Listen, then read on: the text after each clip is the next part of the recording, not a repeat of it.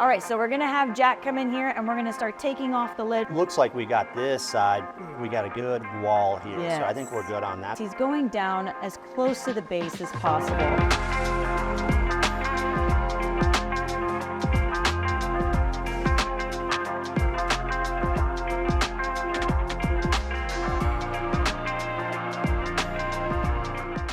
Hey Reef Builders, my name is Remy and welcome back to another video. Today we've got a little something different for you. We didn't cut much from this video so that you could see kind of behind the scenes of the Reef Builders Studio. Evie is joined by the owner of Aquatic Arts, Mr. Cris Capp, who is no stranger to the Reef Builders channel. Before we get started, remember to like, subscribe, and hit that bell notification so you know when we upload new videos. All right, let's get to it. Evie, take it away. Hey Reef Builders, Evie here, and I am actually in the studio this week, and I'm gonna hang out with Cris Capp here, who is also a local, and he has his own store. Cris, how are you doing today? I'm doing great, how are you? I'm doing great. It's so awesome to have you in here in the studio. What we're gonna be doing today is we're gonna assess a lot of the positive growth that is happening within this Red Sea tank that we have here in the studio. And along with positive growth, we have to really monitor how everything is growing, which may be getting ready to shade out some things or possibly start touching others and creating a problem. So Cris, why don't we take a tour here and we'll just start from one side and Sure. We'll start moving around here. And you can talk to us a bit more about the Red Sea and what you know about this tank and how it was established. You know, a tank as successful as this is going to grow corals, which is a great problem to have. It is, yeah. But it does create problems. And so that's what we're kind of going to look at this tank and go, it's growing, it's exploding. What do we have to do from here? Right, right. So we're gonna get in here and we're gonna assess a lot having to do with growth patterns, the flow rate of how it is actually starting to grow, and whether or not maybe some may not start playing nicely together because they're getting extremely close. Cris, I'll let you start leading the tour as we go along. You know, we have a lot of different corals that are kind of growing, and as they're growing together, a coral's sole job is to find space for itself. So it's either gonna sting, outgrow, or shade its neighbor. As we go through, you know, we're just starting to see some of these corals that have been in here for quite some time. Some are fast growers, some are slow growers. They're starting to start to get close to each other. And so that's when we start thinking, what do we need to do to mitigate anything that's gonna happen down the road? And it may not be large edits or trimmings, it may just be really small ones just to help create a different growth pattern, or even shift it just slightly to go a little bit different position, a little higher, a little lower. It could be something of that nature. Totally, and it may not even be anything we have to do today. It's just now they're on the watch list. Now we know that this spot, we're gonna have to keep watching it. Right. Sometimes corals will grow to another coral and then they'll just stop. And so we wouldn't have to do anything at all. Right. Sometimes they grow into each other and start fighting, and then and you have to get in. You can see a good example of it right here between these two. You can see how they're just starting. You might have to come from this angle, Jimmy. You can kind of see where they're just starting to get snuck in on each other. And it looks like they're playing nicely so far. So far, but they may not. As reef keepers, we know that Murphy's Law always comes calling at some point. Yes, it and does. so most of the time it's going to have to take some kind of mitigation versus just praying and hoping that everything's going to be okay. But Right. I've done that and it doesn't work. Some of the first things we want to look at is those two are definitely playing nice for the moment, but we want to watch them. You know, we have a Hydnophora right here, and then we have an acro that's right above it. And Hydnophora are notorious for being good stingers. And Yes, so they can as be they very get aggressive. closer, where we may have something that can be a couple millimeters away and still be fine, Hydnophora needs a bigger firewall, if you will. Yeah, it does. So this will be one that as it gets a little bit closer, then we'll have to really watch that because of these two. But right now, I think we're good, but we would put it on the watch list at that point. You can tell like the zoanthids are not really messing with anybody, or if they are, we're kind of like, they're doing okay. Yep. It's roughly not too big of an issue, but we do want to monitor it because they can start swallowing up stuff. But you can see them starting to creep up because they're all going to grow towards the light, either if it's out here where there's no shade or up through the rock. And as they get in and they start getting into those acros, then they usually win that battle. There's another example of kind of going underneath here, and then it's creeped up and it came up here. So they're not going to stop there. They're going to keep going up that Right. that side. And you can kind of see a trail right there between the three of them. It's almost like they've got just a small little winding path to actually maneuver their way up to the base of that acro. It kind of reminds me of those ants that grow, you know, and It they is. make a bridge that Yeah, way. yeah. I mean, they're It's- kind of doing it's- that. that's and then what they go, they're doing. Oh, we got territory. Let's grow and Yeah. expand at that point. Yeah, So. and depending on the zoa, they may grow in a mat and they may just do individual polyps. Yes, So you yeah. have to pay attention to that too, because if it's a mat type of zoanthid, they're going to spread, I think, sometimes even faster and can cause damage faster because they're letting that tissue push out even further before you see a polyp even form. Totally. You know, you can see some lines at the base of this acro. You can see where there's a little white bar. Well, that's probably from getting stung there. And so from the growth base where it's encrusting, there's a little ridge there. So it's kind of a stalemate right now, but that would be something that we'd have to watch.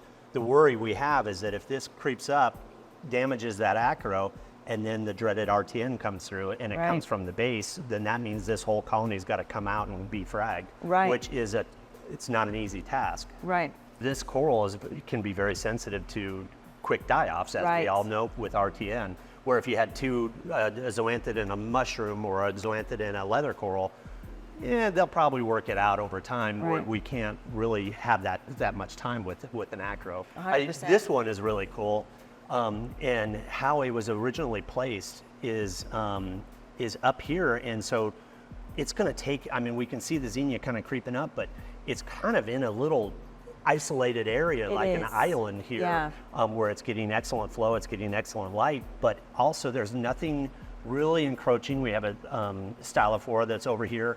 Not a fast grower, and definitely more of a ball. Yeah, and he seems to be giving himself his own edge here. Like it's not going to come and branch out. And it almost looks like on this other side, it had been cut at one point because it's not a symmetrical ball there. There's a couple pieces, so That could have already been a trimming that could have been a helped. trimming, yeah. That helped for the later usage of helping with the growth pattern. So it's little things like that where even if that was 6 months, 8 months, even a year or so ago, you can tell that just that small trim helped get it here to this point to help keep the other one safer. So we want to make sure that we acknowledge things like that, because it may not look like a big deal today, but in the future, like with this situation, it's a big deal right now because now he's got plenty of room. yeah.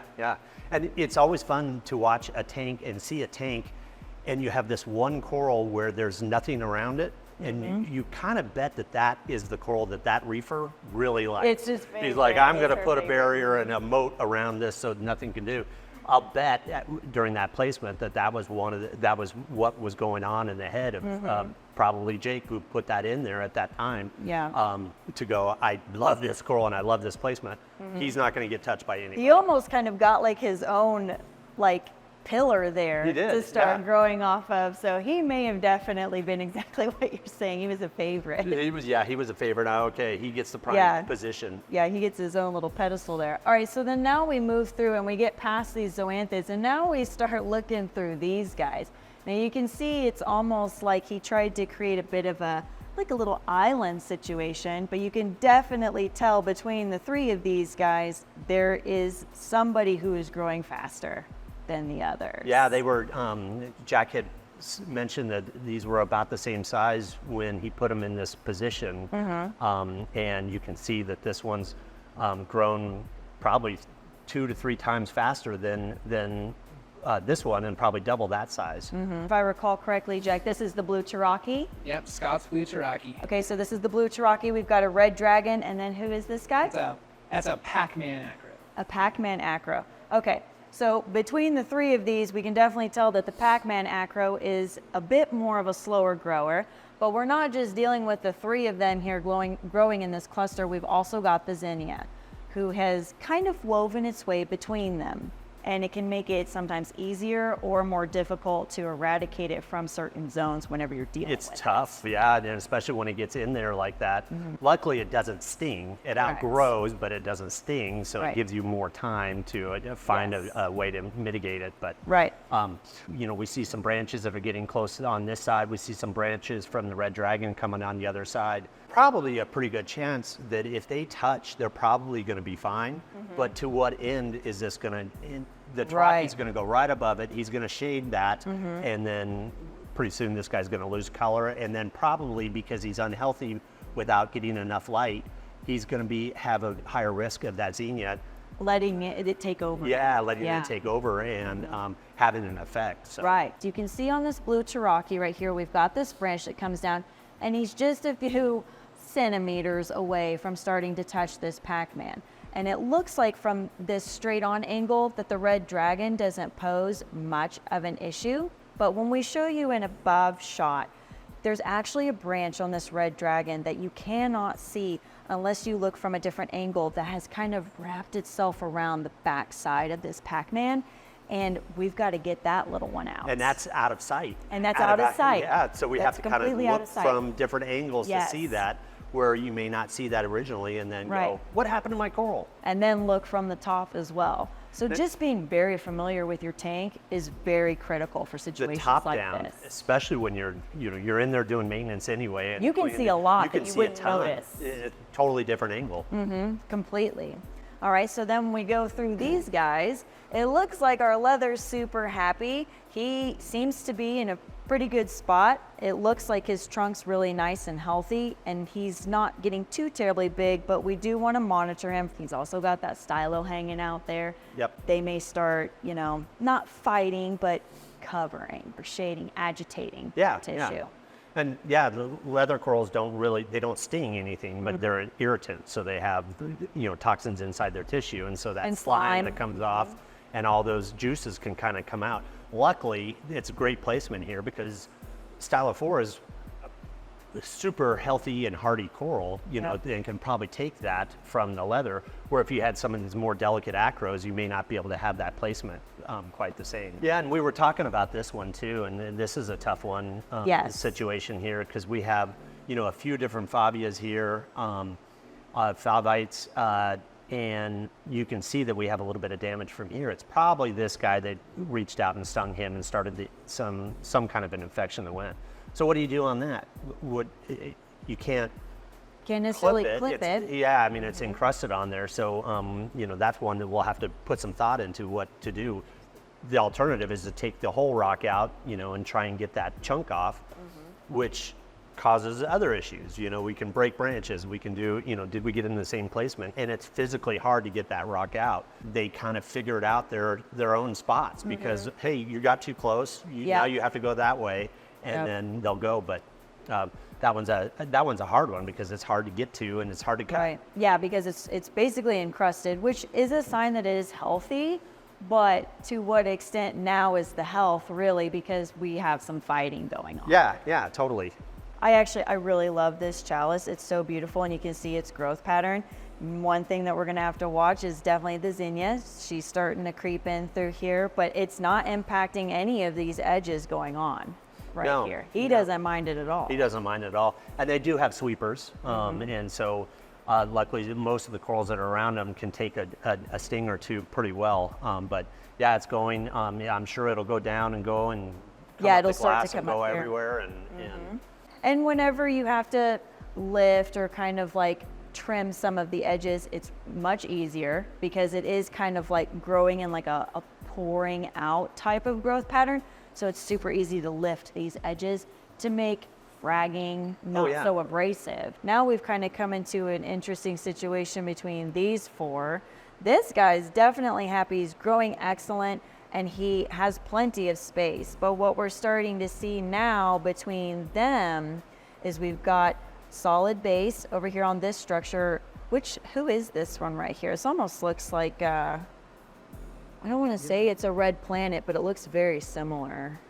Yeah. Because it's a tabling.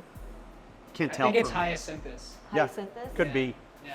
Just hasn't tabled out traditional, but it Right. definitely has the coral structure for it. Now on this yellow guy, you can tell he's a very slow grower, but he also may have become damaged at some point, and he's had a bit of a journey to getting back to health. I would totally agree because there's not a frag. Right. It's a base that kind of came back. It Right. looked like to It's me. a base. It's got some branches. There's not really a whole lot of solid structure down at the bottom of this guy. Okay, so we've got the torch here. This torch's sweepers, you can see they're a little bit longer. Getting close. He's getting really close. You can see he's possibly feeling it every once in a while, so he's got this straight line jutting out, but he's really healthy. It'll definitely be easier to see when we get in there from the top part, which ones and how you can maneuver around getting that one some more space. Because this is really beautiful. It's one of the only pieces that's yellow over in this side. So you can see we've got a lot of green, we've got a lot of functional greenish yellow, and then we don't have anything over here. So for just optics sake and how bright and vibrant this one is, we want him to grow and kind of create his own space right here. Sure. Is this a Looney Tunes right That's through here? Bizarro. This is Bizarro. Yep. They all have such similar and crazy colors. So this guy's super happy. You can see he's even like dripped down. He's getting onto the glass, but those torches are keeping him in line. Yes. So we don't even have to really worry about him necessarily. Yeah, and Other than just the encrusting aspect. the encrusting aspect, but yeah, I think he can just go and go and go, and then you may have to scrape him off the bottom of the glass at some point. Okay, so these guys are actually doing very, very well. We've got lots of ample space. This one, it looks like it's getting really happy. It's starting to do a lot of branch work right here. So since this guy has a very unique pattern, he's probably been broken a few times. Maybe he's taken a tumble before he got his base really secure. I would agree. His side. We would really want to take from the digitata before we would want to take from him. All right, so we're gonna have Jack come in here and we're gonna start taking off the lid. We're gonna take some shots from up above and we'll talk to you guys a bit about these different branches that we're wanting to trim. A lot of what I think that you're about ready to get in here and do, Cris, is very minor, but the ones that you're getting ready to handle are very delicate. They can not necessarily crumble, but kind of break much easier and sometimes even further than you intended. So we're just gonna have to kind of get in there with a little bit of finesse and create with some these space. cuts. Yeah, definitely. It's just a little bit, and especially on that other side, it doesn't take much. It's not like we're cutting through a giant stalk of an SBS coral or something. Just a little bit of finesse, like you said. Even with these are even a little bit more brittle. Like I would say these are more delicate than sometimes bird's nests can be. I would agree. Because the bird's nest, at least they'll like interlock and kind of grow together. You don't necessarily get that a lot with this species. The coral skeleton structure these aren't as dense or much more porous than a bird's nest is, but. Yeah. Oh yeah. Oh yeah. This is fabulous. Right now we're going to be looking down in this area where we've got the blue Taraki, the red dragon, and the Pac-Man. So you can see how these branches are definitely sneaking in on one another and they're starting to get pretty close.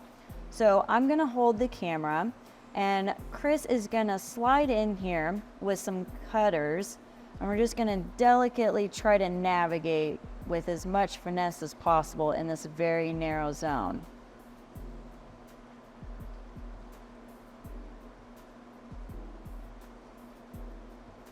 Beautiful. That worked out very well. So that one that's creeping to the back on the red dragon there. This guy right here? Yeah. I think, we should take that guy.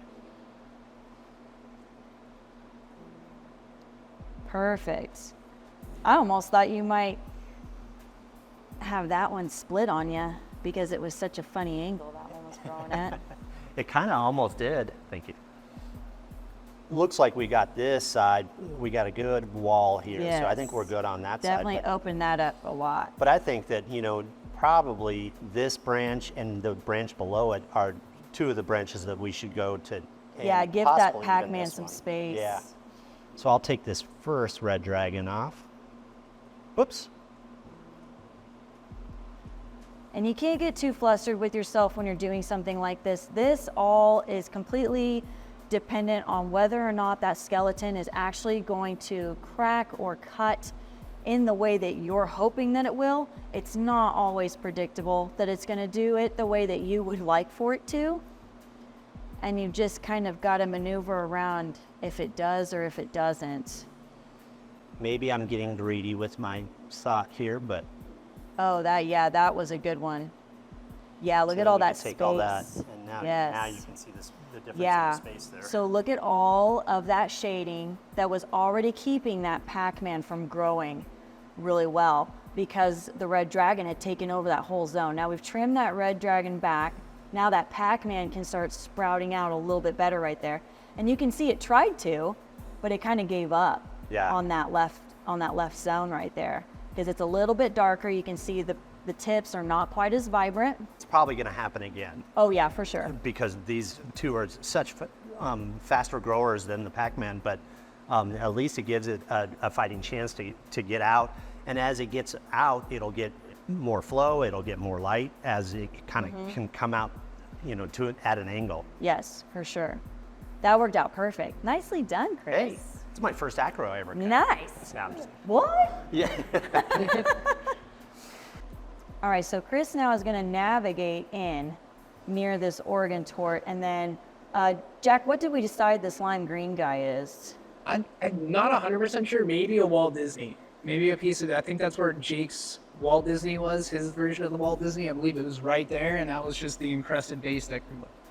So you can see that this tort's definitely thicker. He's going to be a little bit more of a brute to try to handle and clip from, but he's definitely got to be trimmed back. We got one of them done. That's good. That turned out really easy. And then it gives me more access to this other one. Yes. So you can see what Chris is trying to do is he's going down as close to the base as possible when he's removing this branch. So not only does that help with a lot of like shattering possibility going on with it, but it also does kind of make it look more minor whenever you have removed something. Sure. And usually from those spots, you'll get some growth tips that'll come from that Yes. section too. So once again, we'll be possibly looking at this in a few months as the Oregon tort goes. Yeah. But if you can see. Yeah, and you can see it looks very minor, almost like you didn't hardly do anything. And yes, and we took But it's two branches huge, off. It's a huge difference maker. And then we didn't see the branch below. Yep. We just thought it was going to be two branches, but there's a Yep. third one, so I'm going to take that one too. All right, so he's hopping right back in there. He's going to get, and this one is actually further in, which may be possibly the culprit for what could have created this, this green guy or this Jake's Walt Disney to have had an issue in the first place because it is deeper down below. It could have stung it, could have created that division and hurt the base of it, but it was strong enough to luckily come back in its own way. Look at all that space now that was created and all that light now that's going to have access to help this guy grow. You can see that it is almost like two different pieces because the base hasn't really been able to come back as hopefully, thick and encrusting as we would like for it to. It's trying. It definitely had some old damage because did. you can see the encrustment here. So it must have Yes. grown up, lost, cut some branches, something happened, and now it's But recovery. it's been resilient and it's trying to come back. So we want to give it the best option for life as possible. That was fun. I Kind of enjoyed that. surprised it didn't go to That the was bottom. that's gonna be a cool Right? video. Yeah, that was a great one. Those angles, that's what really helps people when would agree. fragging stuff is getting in really close, looking at those angles, and that's what, I really think is going to be so much more educational is the more shots that we can get in like this, the more we can show everybody. One thing I wanted to mention when I was in there doing that, instead of trying to break through it like that, Right. I just grab it firmly and And just twist. twist, Yeah, yep. just a small Yeah. calculated twist and it'll break off. And then I Yeah. still had it in here most of the time. I dropped Yeah. one, but then I could take it out and it doesn't fall into another Right. coral or down to the bottom Right. or to the abyss. All right, Reef Builders, I hope that you guys really do find this video that we've done today between Chris and I very educational. That was fun. We really tried to get in there and show you guys as close of an angle as we could, utilizing a lens that allowed us to get the camera in there and be, relatively as stable as possible. That was kind of my first run at doing something like that, but I think that you guys will really enjoy seeing that angle. and to see it go, you know, the cutters and how it's cut and our pre-planning of where we wanted to cut it, and it actually worked out pretty well. It doesn't always work out that way. Well, thank you so much, Okay, Chris. you're It was welcome. fabulous having you in here, and I hope that you guys enjoyed it. I enjoyed doing this with you. I enjoyed this it is too, fun. yeah. So we'll have to do it again. Thank you so much, Reef Builders, and we'll see you in the next video. Yeah! One shot. There we go. Wow. Way to go. Good job. Huge thanks to Chris, to Evie, and to Jack for taking us through a live fragging session. Before we get out of here, I just want to remind you, Reef Stock Denver is coming up March 2nd and 3rd at the Crown Plaza Hotel in Denver, where we've had it in years past. We'd love to see you there. It's going to be so much fun. It always is. Get your tickets at reefstock.show/Denver. A little birdie told me you might be able to get your hands on some of those fragments here from the Reef Builders Studio very, very soon. Stay tuned for that. I want to say thanks for joining today, and we will see you in the next one.